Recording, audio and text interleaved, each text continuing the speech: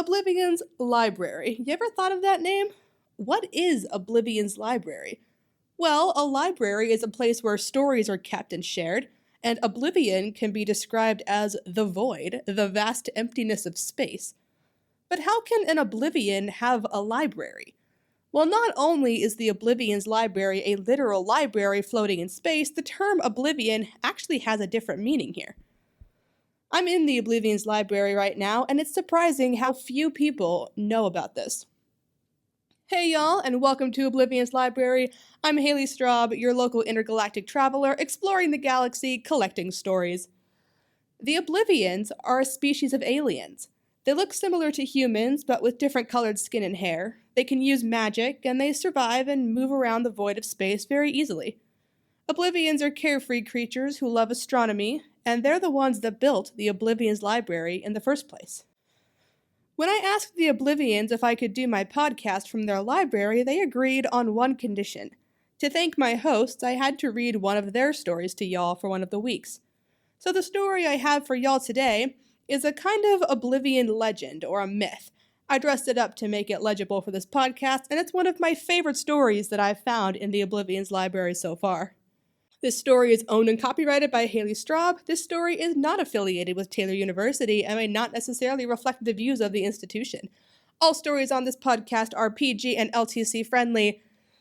Today's story is called The EXARCH and Her Wishing Star. And this story takes place somewhere far away, but not too far away. In fact, it takes place in this solar system. In a solar system this small, news travels fast, and it all started when the sun decided to take a vacation. Emperor Sol ruled the solar system and lived in its center, in a grand palace known as the solar plexus. There were 5 kings and 4 queens under his dominion, and he kept them in line while letting them rule their orbits as they pleased. One day, Sol heard that some other stars from the surrounding solar systems were getting together for a party. Believing he deserved a vacation from emperoring, Sol told everyone he was leaving and left Jupiter in charge. He wasn't worried. After all, Emperor Sol was only going to be gone for a few centuries. What's the worst that could happen? The worst that could have happened did. King Jupiter abused the power the emperor had left him with, ransacking his neighboring orbits and gaining wealth and power. And when Jupiter made the foolish decision of attacking the hot-headed King Mars, everyone knew war would break out. The Rockies banded together against Jupiter, occupying the solar plexus left vacant by their emperor's absence. Their orbits were small, but the Rockies were resilient. King Mercury, who dashed around the solar system at the speed of light, Queen Venus, beautiful and emotional, King Earth, wielding the power of life, and King Mars, who saw any excuse to fight as a good one. Across the asteroid belt, the giants used the sun's blessing to their full advantage. King Jupiter's orbit and army doubled in size. His allies were Queen Saturn, dripping with golden jewelry, King Uranus, who preferred to stay in his palace alone, and Queen Neptune, whose trident was the deadliest weapon in the solar system. And that left King Pluto, who ruled the void of space up to the Kuiper Belt. The war had left Pluto in an awkward situation regarding his friends. His orbit was situated nearby the giants, who would gladly ally with him, yet Pluto felt more at home with the Rockies. Pluto's orbit was sandwiched between Neptune and the EXARCHs that occupied the Kuiper Belt. These EXARCHs, fugitives from the war who dreamed of ruling their own orbits, were one step down from king or queen. The 3 EXARCHs that ruled the Kuiper Belt had good relationships with Pluto, as good as relationships could be for someone who only wanted friends for the fighting support. "Hear me out," King Pluto told them one day. "Haumea, Makemake, Eris, we deserve more than just the coldest and smallest orbits far away from the solar plexus. We're in the perfect position here. Let's infiltrate Jupiter's ranks as his friends and overthrow him and seize his power." But the EXARCHs recognized greed when they saw it and didn't join in Pluto's plan. Needless to say, Pluto was betrayed and caught red-handed before any overthrow could occur. In response, Pluto was put on trial, and today, all disputes were put on hold to discuss Pluto's fate. In the Pantheon Palace, in the asteroid belt, all the kings and queens paused their war to gather. But as the kings and queens passed judgment in the main hall and their loyal knights stood their guard outside, the small group of EXARCHs watched from a distant parapet. While Haumea, Makimaki, and Eris lived in the Kuiper Belt, EXARCH Ceres ruled the asteroid belt, and as a result, they rarely got to see her. The Pantheon Palace, as it was called, floated in the anti-gravity and was made of silver beams. With Jupiter on one border and Mars on the other, Ceres fought tooth and nail to defend every asteroid of her terrain. And yet now, as drama unfolded in her own palace, Ceres watched from a distant parapet. They hold their trials in my palace because my orbit is neutral territory, but it's beneath them to throw a party and uninvite the hostess. It's not like we have anything to say. Makimaki shifted his weight in the windowsill. Since exarchs aren't allowed on the Council of Planets, it's ridiculous. The qualifications have changed so much recently, there's not much differentiating us from them. Haumea laughed lightly. You mean besides the fact that our orbits are smaller, our power is lesser, and none of us have any knights? Well, Mercury and Venus don't have any knights. Makimaki jumped up to hover in the air. Hey, look, Eris is staring at the wishing star again. On hearing her name, Exarch Eris whipped her head around. I am not. The wishing star had been visible in the starry void for weeks now, a spark of gold cutting a straight line through the stars far away. Don't try to hide it, Makimaki joined her cheerfully. You stare at that star every time you see him. Why not invite him down for tea and cake? Get him to grant a few wishes while you're at it. Hey, Haumea, if you met a wishing star, what would you wish for? Haumea lounged in her chair and fidgeted with her halo. What else? To be on the Council of Planets. I could be a queen, and of course I'd need a knight to protect me. Eris turned back to the window, studying the wishing star again. Behind her, Ceres and Makimaki talked about wishing for a place on the Council of Planets, or the strength of armies, or intergalactic peace. Eris had asked herself time and time again what she would wish for, but had always drawn a blank. Either there was nothing she wanted, or the things she did want she could never put into words. The solar system was so confusing, but whenever she stared at the wishing star, far away, she felt peace. The star would glow brighter every time she saw it, she swore, and Eris leaned out the window toward it. But something flashed between them, and she lost her focus. Colors flew away from the Pantheon Palace as the kings and queens gathered their knights and returned home. The meeting was adjourned. Pluto was nowhere to be seen. The exarchs jumped to their wings, flying out into the void of space to find the only king who would tell them the news. He zipped around at the speed of light, leaving silver streaks in his wake. Then their informant stopped on a dime, holding his silver helmet onto his head as he hovered in the starry void. Breaks my heart, but either Pluto went or I did. King Mercury, what happened in there? Demanded Ceres. Pluto's out, Mercury cried. We all voted. Pluto's been kicked off the Council of Planets. He's no longer a king, and judging from the size of his orbit, Pluto's an exarch now. Eris clasped her hand over her mouth. Of course, it fits all the characteristics. Mercury nodded. You exarchs better get back home. Your angsty neighbor did not take it well. But before anyone could respond, an echo rumbled through the solar system. Mercury and the exarchs looked up in shock. Where the wishing star had been was now an explosion of gold stardust. The star's path had become crooked and curved, its golden light fading in and out of view. With a final flash, it tumbled through asteroids and fell out of sight. Eris's heart jumped. The wishing star fell. He's in my orbit somewhere, Ceres pointed out. Spread out and find him. Makimaki laughed and took off between the asteroids. You realize what this means, right? Whoever finds that wishing star gets their every wish granted. Even a pinch of that stardust can do small miracles. Mercury giggled. Dibs! And with a flash of silver, he darted away. Eris joined the search, flying in the anti-gravity between the asteroids that were laid out in 3D mathematical patterns. Ceres kept her asteroid belt tightly monitored and precise. But a glimmer of gold caught Eris's eye, standing out against the silver and white array of stars and rocks. One large asteroid was covered in golden dust. The wishing star had fallen, and this was ground zero. Eris touched the sparkly stuff, and noticed more on a rock nearby. She followed the trail of stardust from asteroid to asteroid, until her eyes landed on the wishing star himself. He hovered in the void, surrounded by a gold cloud of stardust. His suit was deep purple and orange, and his hair was a fiery golden, surrounded by a 5-pointed halo. And he painfully clutched his side. Eris snapped out to realize he was hurt. Overwhelmed, she flew to him and helped him sit down on an asteroid. Wishing Star, I wish that you were fully healed immediately. For a second, nothing happened. Then the Wishing Star began to chuckle. It doesn't work like that. I'll heal, it just takes time. He ran his fingers through his hair. Thanks for thinking of me, though.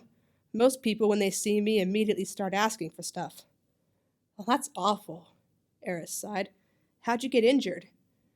It's Pluto, the boy replied. I was passing by on my way to the Star Convention. Pluto found me and just started attacking me. Well, you helped me, so I guess I should return the... Wait, where is it? He glanced around the rocky void nervously. Where's what? My scepter. It's the source of my power. It's how I grant wishes. Pluto must have grabbed it.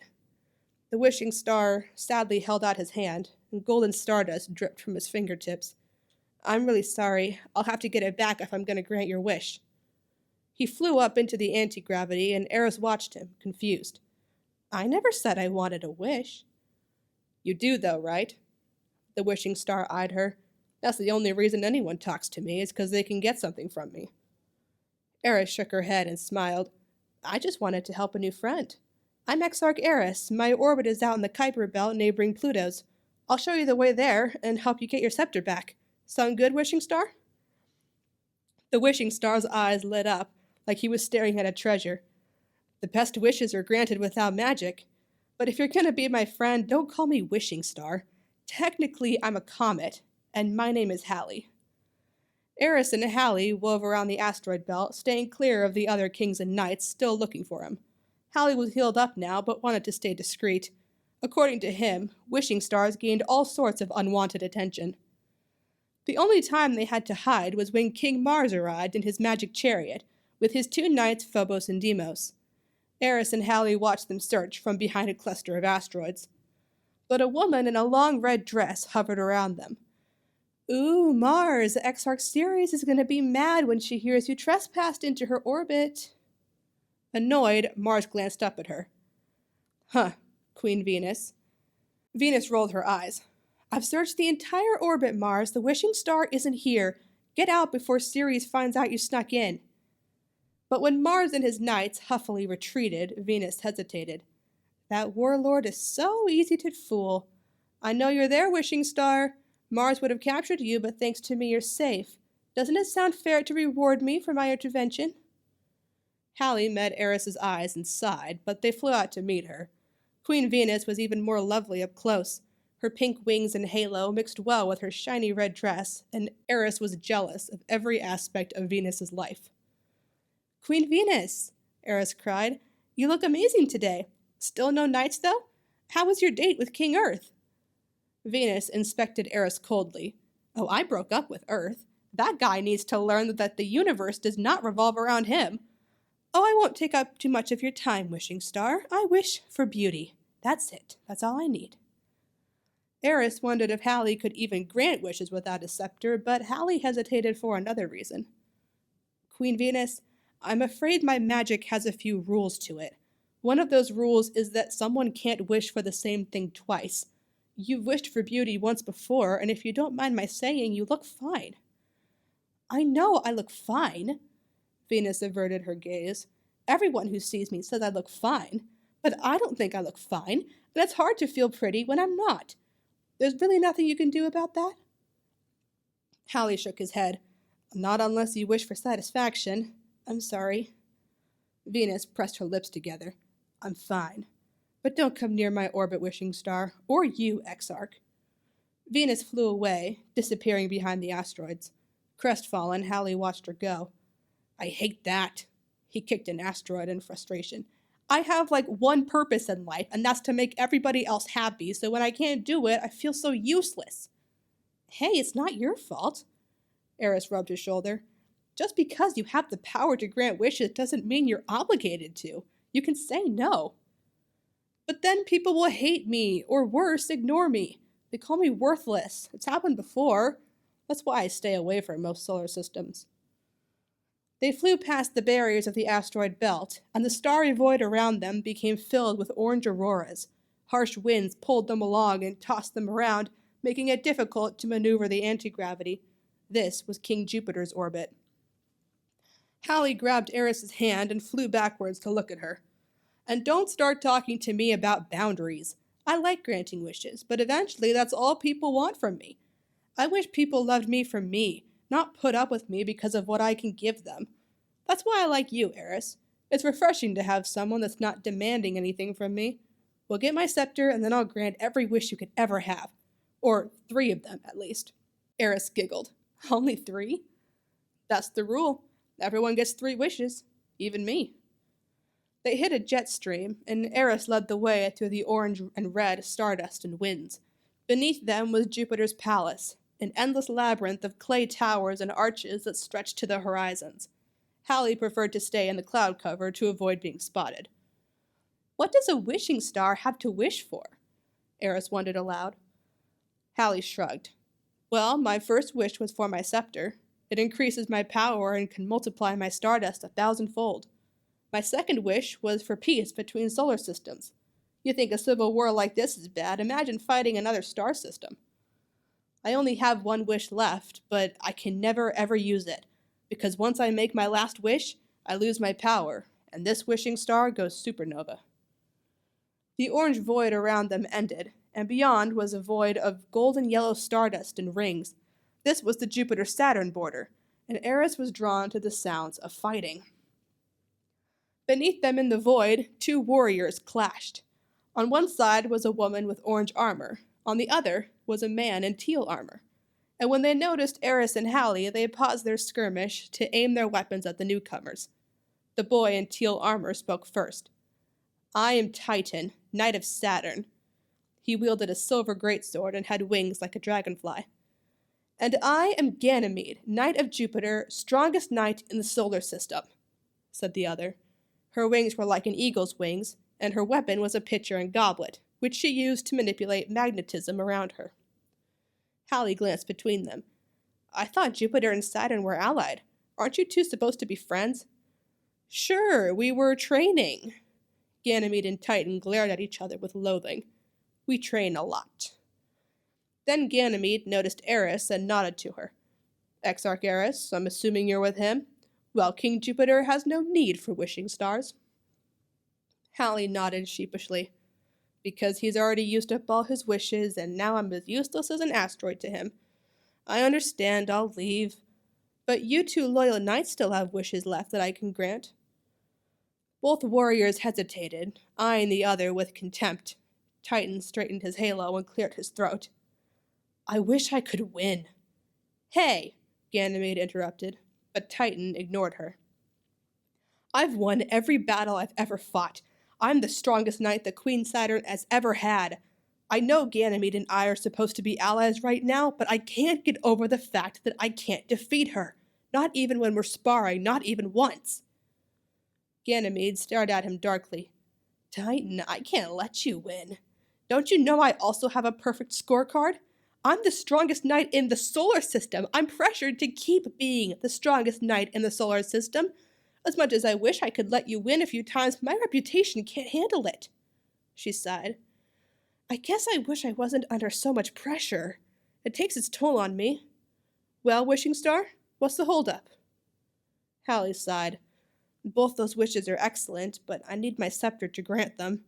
Exarch Eris and I are on our way to get it back from King Pluto.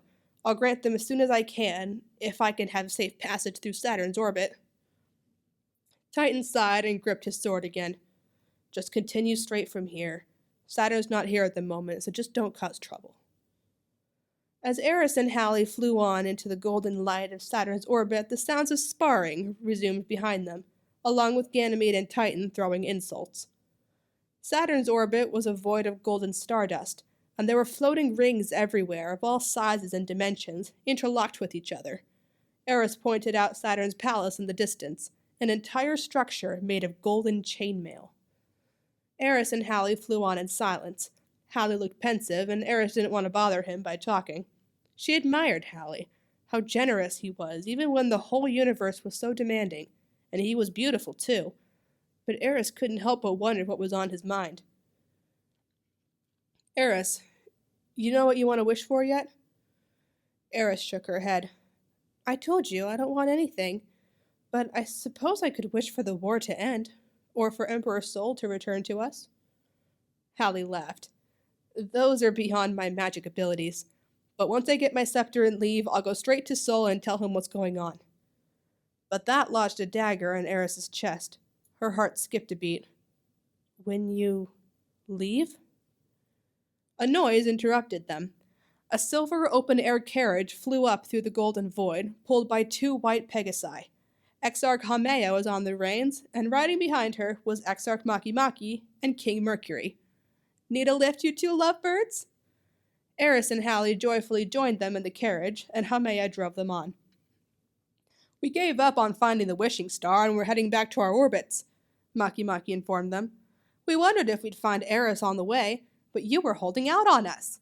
Hey, can I wish for an army? Makimaki, give the poor guy a break, Eris sighed. And call him by his name, it's Hallie. If you were a wishing star, wouldn't you hate people always asking you for things? King Mercury laughed. I understand the feeling. And while I still have 2 wishes left, I'm going to save them. I already got my wish of super speed, and that lets me basically do everything I need to. I don't need a wish. I'm just here to chill. But as they entered Uranus's orbit, and the starry void faded from gold to teal and coated with clouds, Haumea timidly turned around. Wishing star, can I wish for a knight to protect me? Hallie was pensive. I'm sorry, I don't have my scepter and I can't grant wishes right now. Makimaki laughed. Then what are you calling yourself a wishing star for? You're just a lesser star.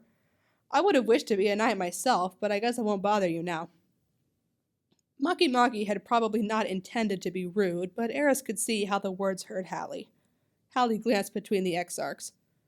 Exarch Makimaki, I'll need my scepter to grant that wish, but the best wishes are granted without magic. There's no reason why you can't start being a knight now, and I think you've got your first challenger up ahead. With a bang, a silver trident landed in the carriage, stabbed straight through the metal. As the exarchs screamed, their attacker rose up behind them. The starry void around them was a deep blue. They had entered into Neptune's orbit without realizing it, and challenging them was Neptune's strongest knight, Triton. Triton yanked his trident out of the carriage and pointed it at Hallie. On behalf of Queen Neptune, I've come to collect the wishing star. Come quietly or I attack. But Makimaki gripped his sword and knocked the trident aside. And I am Exarch Makimaki, Knight of Exarch Eris and Exarch Haumea, and the wishing star is not a commodity to be traded like some sort of magic source. Sword up, fishbone! Triton swung and jabbed with his trident, but Makimaki stood his ground well, and the sound of their weapons clashing echoed through the void. That's new. He's my knight now. Haumea gasped as she snapped the reins. I gotta get back there and help him. We'll go the rest of the way on wings, Eris decided. It's not that far to Pluto's orbit. Good luck, Haumea. But as Eris and Hallie floated through the dark navy orbit, Hallie was in a huff. Once again, my very existence is a reason for conflict. Neptune could have just welcomed me in, but no, she sends Triton to capture me and bring me in by force. That's another weakness of mine. I can't be forced to do anything. People only want things from me. Eris pondered and gently took Hallie's hand. I never wanted anything from you. Of course you do. He tore his hand away from hers and put on speed. Why else would you have trailed me this far? Just get it over with. No one's out here except us. What are you planning to ask me for? I told you. Nothing, Eris protested. I don't wish for anything. Hallie rolled his eyes. Really? Nothing? So you're completely satisfied? You have everything you could ever want in life?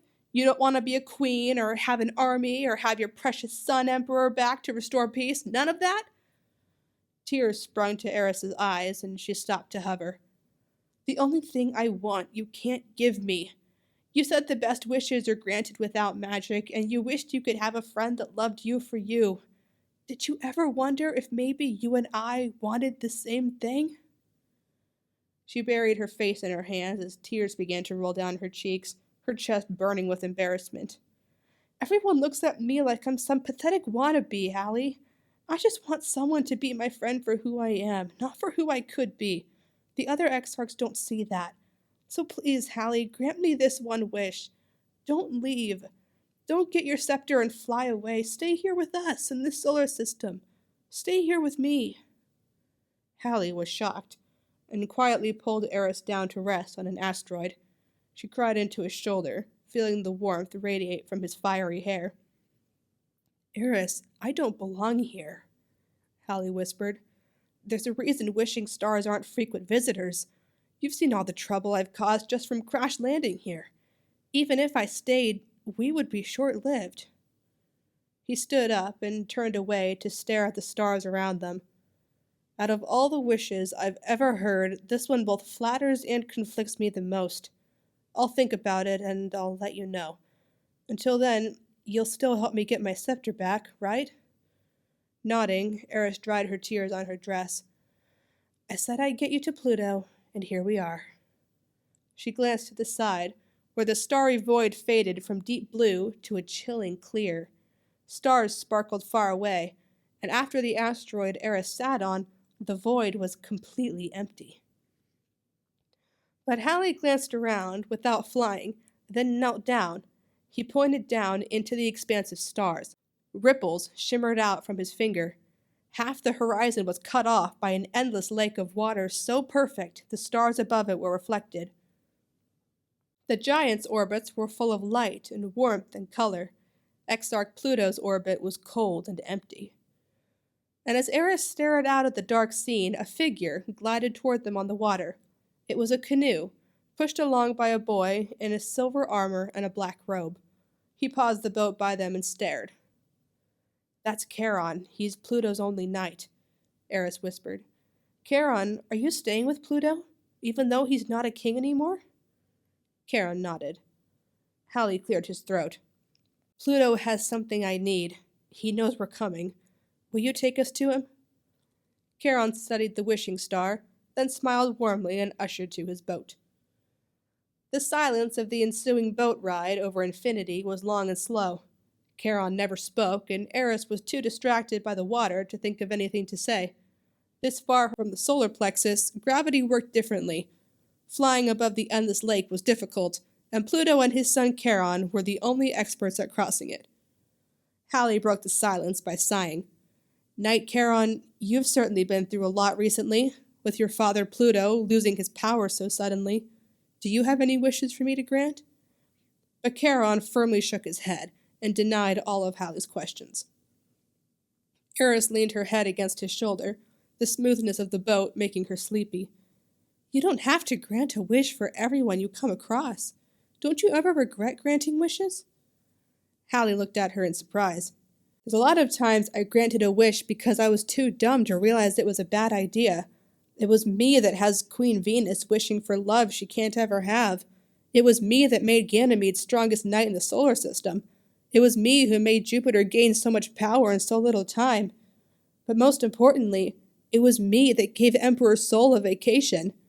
In a way, in a lot of ways, I'm the one who caused this war. That's why I'm so hesitant to grant wishes now, but I can't find a way to say no. Hey, Eris turned to him. People will always have dreams, and you give them hope. You can't blame yourself for others wanting more than you can give. If anything, they're using you. None of this was your fault or intention. You were just granting their wishes, making them happy. You've done nothing wrong. Charon tapped the side of his boat with his oar to get their attention and pointed ahead. The sound of a waterfall filled Eris's ears, and she held on to Hallie's arm. The clear ocean ended, and the waterfall poured over the endless spray of water down into the starry void. Charon flew the canoe off the edge, angling the boat downward to fall with the water. Around them, the droplets froze to ice and floated away to join the other icy asteroids of the Kuiper Belt. This was the border of Eris's orbit, but she wasn't here to go home. Beside them, the rocks supporting the giant ocean opened into a massive cavern system, which Charon plunged the canoe into. He steered it through the maze of rock, which had crystals that glowed and sparkled like the stars outside. The caverns were completely closed off to everywhere except the waterfall, and continued so deep into the orbit, they lost the echo. Finally, Charon slowed the boat toward Pluto's underground palace, a structure of navy blue and black stones set into the rock that used the craziness of anti-gravity to its advantage. The glowing crystals on the ceiling looked very familiar. Pluto lived in a planetarium dome, identical to the view outside. But Pluto was a quiet man, who preferred to hide underneath the ocean, playing with his golden telescopes. He was waiting for them in his central library, cluttered with books open to pages about wishing stars and stardust. Eris studied Pluto. This was her first time meeting him after his demotion from the Council of Planets, their first time meeting as equals. Pluto had always been a mysterious king, but a shadow loomed over him now. His black hair was disheveled, and his black and navy outfit was torn. I remember the snap. Exarch Pluto spoke. I keep hearing it, over and over in my head. King Jupiter grabbed my crown and snapped it in half.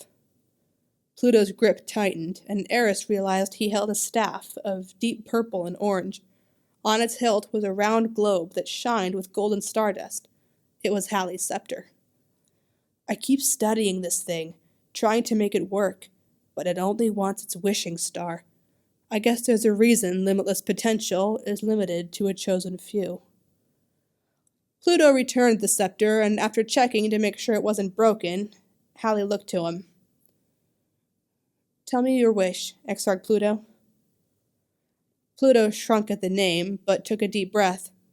I have many wishes, wishing star, the least of which is the most of my concern. In a solar system this small, news travels fast. I'm sure you've heard I was demoted from king to exarch, kicked off the council. I simply wish to be back on. That's all. Nodding, Halley's scepter sparkled with beautiful golden light, but the stardust dissolved before anything could happen.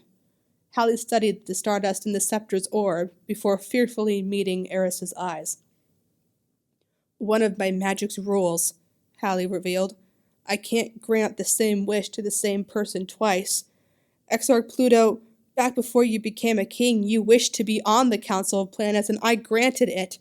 I'm deeply sorry you've been kicked off, but I can't reinstate you. You already wished for that once.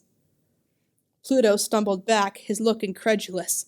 He leaned against his desk for support as Halley apologized profusely. But Pluto slammed his fist against the deck. Invisible shockwaves trapped Eris and Halley against a wall. Not only was Pluto an expert at using gravity powers, they were worthy of a king. You wishing stars are supposed to inspire hope, but all you've ever done for me is inspire pain, always taunting me with the dreams of things I can't have. If you won't use your magic to help me, I'll just have to help myself.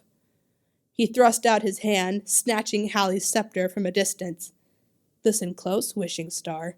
Since I can't make the wish you wish for me, wish that I was back on the council, or never taken off, or never lost my crown. Wish that I never tried to overthrow Jupiter, or wish that I had never ruined everything. I know you know loopholes, so find them. One way or another, grant my wish, or your pretty little exarch dies. On command, Charon aimed his weapon at Eris. The silent boy's eyes were sad. He was reluctant, but he obeyed any order from Pluto. Charon's weapon of choice was the oar he used to steer his boat, and Eris had seen him use it to shatter asteroids with a single hit. The wearisome wishing star pulled himself to his feet. You took my scepter again, Halley mumbled. His eyes darted between Eris, Charon, and Pluto. I'm sorry, I told you there's nothing I can do. Use your personal magic, Pluto demanded. It's stronger than the magic you use for others' wishes, and I happen to know you have one wish left. Unless you want her to die, your time has come to use it. Eris tried to hold back tears as Halley met her eyes. Desperately he searched for another option, and sighed. His fiery hair and five-pointed halo began to shine gold, as did his eyes and the decorations on his clothes. He was transformed. This was the true magic of a wishing star. Starlight, star bright, first star I see tonight, he whispered, as if remembering something from long ago. But when he met Pluto's eyes, Halley was strong with resolve. I wish I was no longer a wishing star. I forfeit my magic forever. The golden light faded away, and the light inside of Hallie faded away more. He was normal now. No shine on his eyes or stardust on his fingertips, just a simple comet. And in Pluto's hands, the scepter dissolved into dust, which faded in the wind. Hallie stared at his hands incredulously. His magic was gone, but he was still here. He hadn't gone supernova. You see, Exarch Pluto, now there's really nothing I can do, Hallie announced. I have no wishing magic anymore. You'll have to find some non-magical means to get back your crown or find another wishing star. The next one won't be passed for 87 years. Pluto, distraught, didn't try to stop Eris and Hallie as they stepped back into Charon's boat, and Charon silently rowed them out of sight. When Charon steered them out of the caverns and they were once again surrounded by the comfortable void of stars, they found the other exarchs nearby. Exarchs Makimaki and Haumea sat in Haumea's silver carriage, which hovered at the edge of the Kuiper Belt. Not only were they waiting for Eris and Hallie to return, they were watching an ongoing battle. The emptiness of Pluto's orbit meant Neptune's orbit was visible in the distance. Charon, Eris, and Hallie joined them in staring at the action.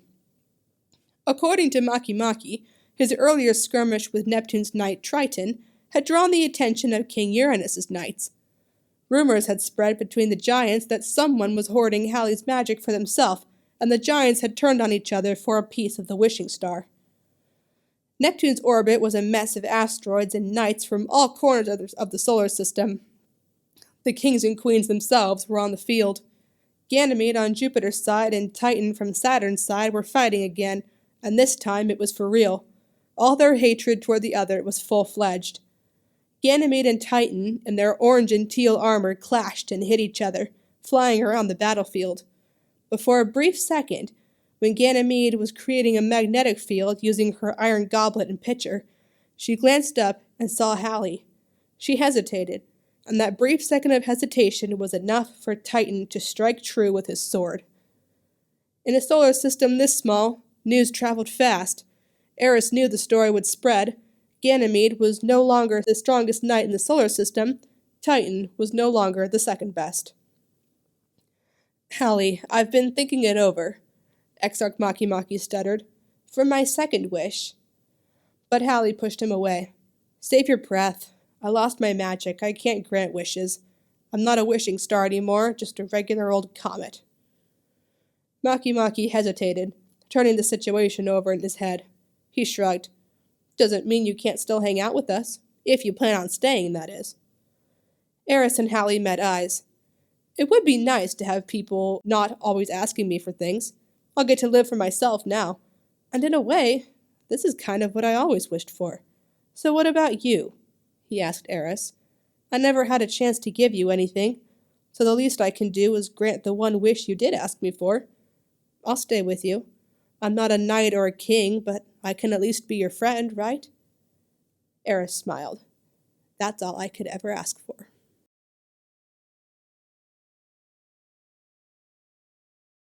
And that is the Exarch and her wishing star. Quite a really cool story. I really enjoyed that one. So this story has two major inspirations behind it.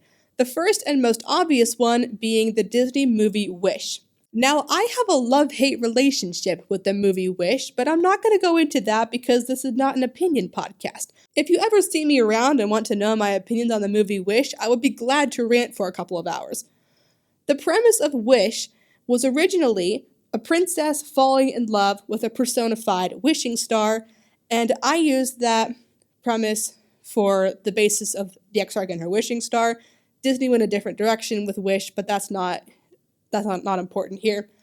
But a year ago, last summer, before I watched the movie Wish, my sister made me listen to one of its songs, At All Costs, which was originally supposed to be a love song between Asha and Starboy.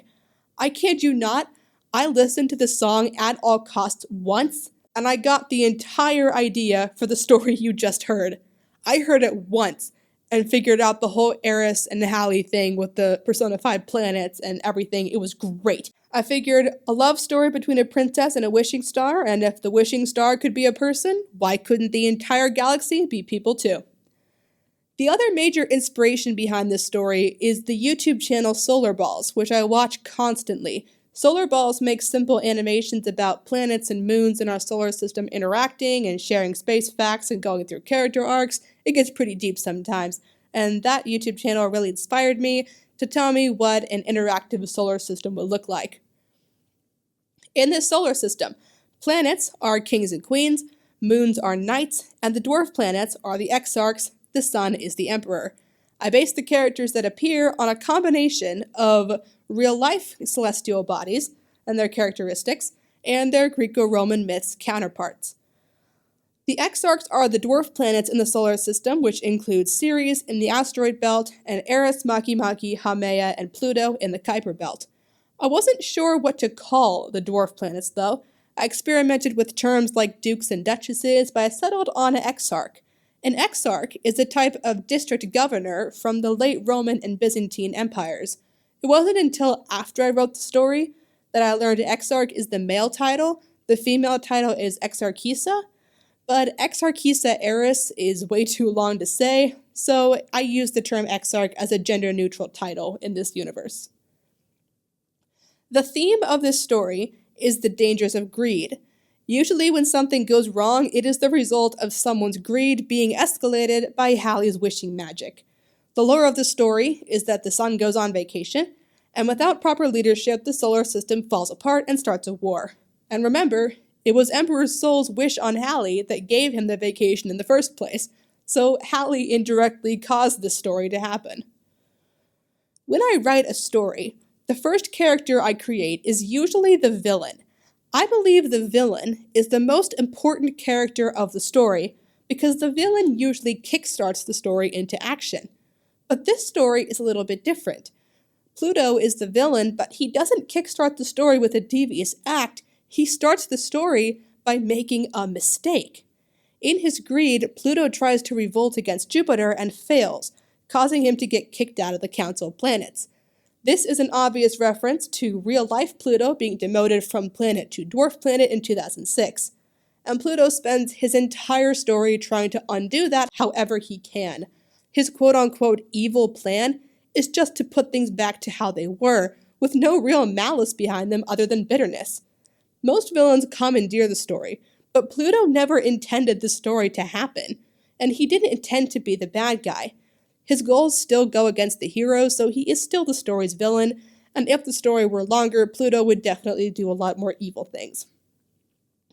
So next in the story, we meet the exarchs, including our main character, Eris.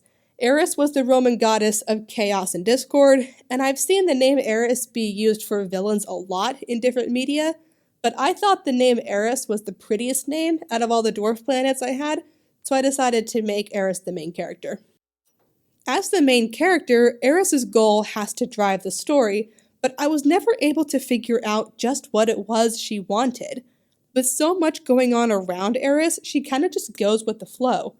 I tried to make an interesting dynamic with a wishing star who can give her whatever she wants, and Eris who doesn't want anything. I think that worked out well, but a passive protagonist does kill the story, so let me know if that was just a bit weird. King Mercury drops the bomb that Pluto's been demoted to exarch. Mercury wears silver, and he has wished on Hallie for super speed. This is in reference to Mercury being the fastest planet, his Roman god equivalent being a fast messenger, and the chemical element mercury being a fast-moving silver liquid. After getting demoted, Pluto seeks out Hallie to get a wish, and in his anger attacks him, causing Hallie to fall into the asteroid belt. When I was thinking of a name for the wishing star, my first instinct was to name him after the famous Halley's Comet. But there's one issue with that. My name is Haley, so I can't name a character Haley because that name belongs to me and me alone. And also, it's just a common rule when you're a writer, you never ever make a character with the same name as you, because people will immediately think, oh, it's an author insert. That person is how the actor sees themselves or wants to be. But the problem is, Hallie is a boy. I am a girl. That just doesn't make any sense. I did not want to give him the same name as me, but he's named after the comet, and I am not. And Halley's Comet is not named after me, it's named after Mr. Halley, whoever discovered it. Now, even though the names is spelled differently from how I spell my name, and I've heard of boys named Haley before, and the name is pretty good, if I do say so myself, it still feels really weird, which is why I pronounced his name Hallie the whole time. I think realistically, his name would just be Haley, and I would have to deal with that. You know I'm not putting myself as a male character in a story. But no, it doesn't make any sense. So, as much as I kind of hate that, it kind of works out. I don't know. Let me know what you think about that. It was not intentional. So, Hallie in this story is a chronic people pleaser and feels like people only like him because he can give them stuff and thinks he has to grant everyone's wishes or else they'll hate him. This causes him to grant wishes he ends up regretting but can't do anything about. So when he meets Eris, a rare case of someone who doesn't want anything from him, he thinks she's joking at first, but then he relaxes and starts to fall in love with her. Eris and Hallie start off toward Pluto to get Hallie's wish-granting scepter back, and they run into more celestial bodies along the way. These characters were supposed to get so much more screen time, but it all just got cut. But can we talk about Queen Venus for a second, who helps Hallie avoid King Mars just so she can get a reward from him? It's mentioned here that Venus is dating Earth. He unfortunately got cut from the final version. Venus makes the joke that Earth needs to learn the universe does not revolve around him, which is a joke at old geocentrism. Venus wishes for beauty, because she is the Roman goddess of beauty, but Hallie reveals he can't grant the same wish to the same person twice, which sets up the reveal with Pluto at the end. Once Venus realizes Hallie can't or won't help her, she immediately shuns him and tells him not to go in her orbit. The next character they meet is Jupiter's knight, Ganymede. Ganymede is my favorite character in this story, probably not second favorite, never mind. She was supposed to be such a cool big sister type of character, and the story was cut down. But she is the most powerful knight in the solar system because the moon Ganymede is the largest moon in the solar system.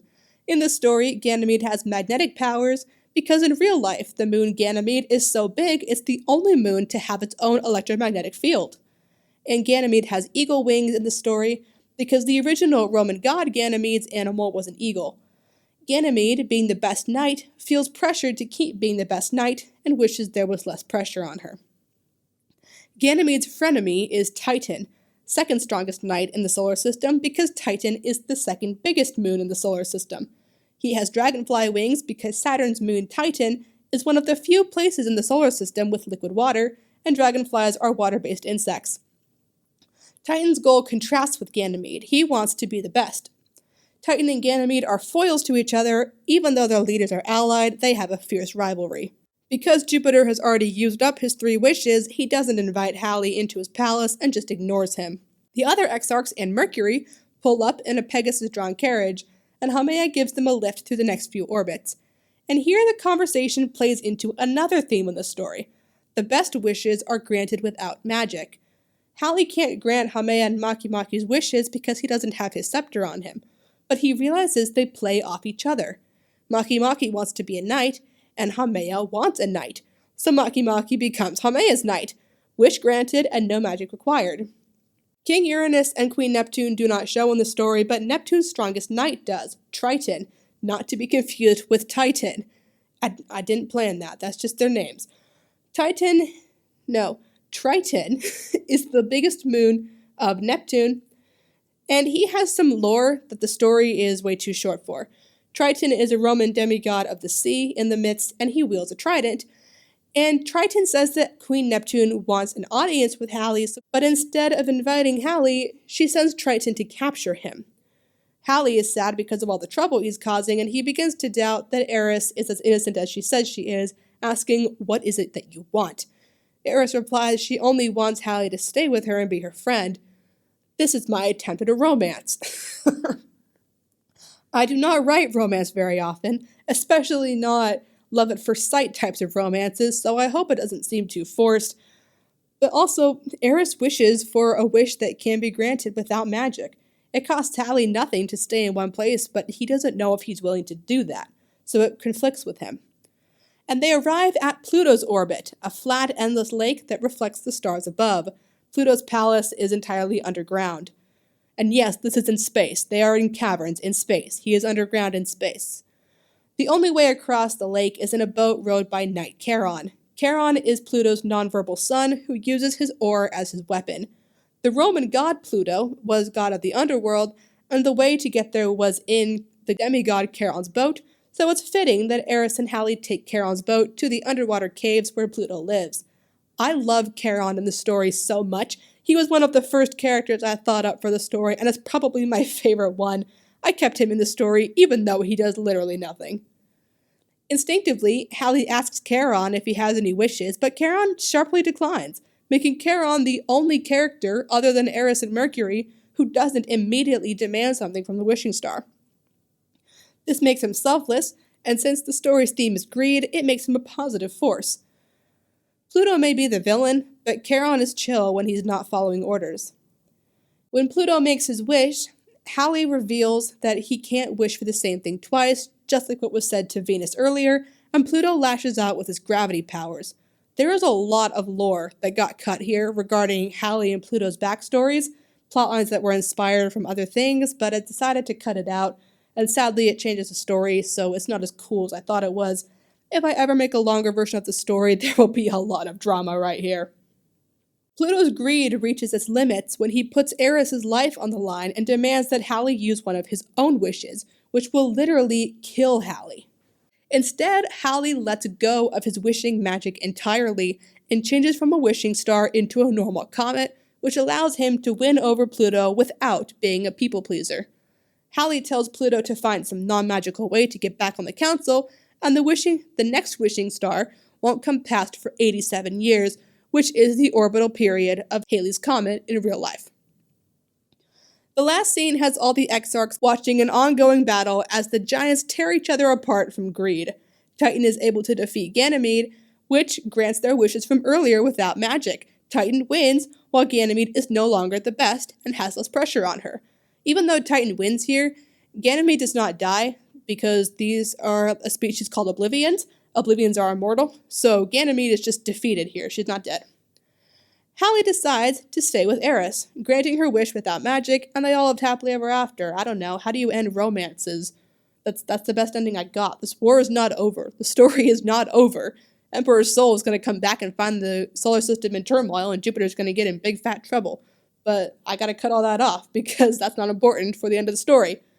Just a reminder, you can listen to all my podcast recordings on the Oblivions Library YouTube channel, and check out the Oblivions Library Instagram for character bios and descriptions. I really recommend you check out the Oblivions from today's story on Instagram. They look really, really cool. And of course, you can listen right here on WTOR Radio, Mondays at 8 p.m. Thank you so much for listening. This is Oblivions Library, signing off. Take care.